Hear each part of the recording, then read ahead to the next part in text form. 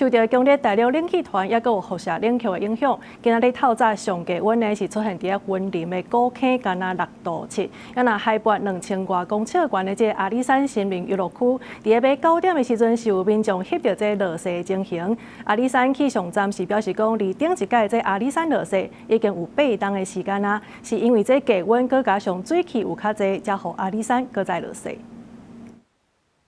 早起8点外，阿里山主山车站外口落着雪甲米雪。阿里山气象站指出，早时的温度只有2度左右，佮加上水汽的配合，互阿里山包括主山车站脚下遮的所在，难得出现落雪的天气。在阿里山国家森林游乐区的柱山车站，大概8点50分的时候，气温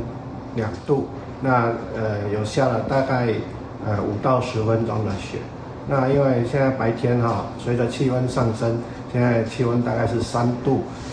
现在是在下冰线的状态。阿里山气象站表示，即届落雪区域无大，时间嘛无长，所以园区内底较侪是着沙沙巴雨，也是着米雪。这嘛是自2018以来，阿里山搁再次出现落雪的画面。查过之后是2018年1月10号是最近一次的降雪这样子。因为今天的水汽是条件是比较充足的，然后天气也就是比较是转阴有雨的状况，所以虽然地面温度是大概是摄氏2度左右。气象站嘛指出，敢会阁落雪，爱看山路的温度甲水汽，嘛是因为低温的关系，山顶在时的路面可能会因为担心有结冰的状况，民众若要入山区，爱注意个人的保暖甲行车的安全。记者林慧婷家己报道。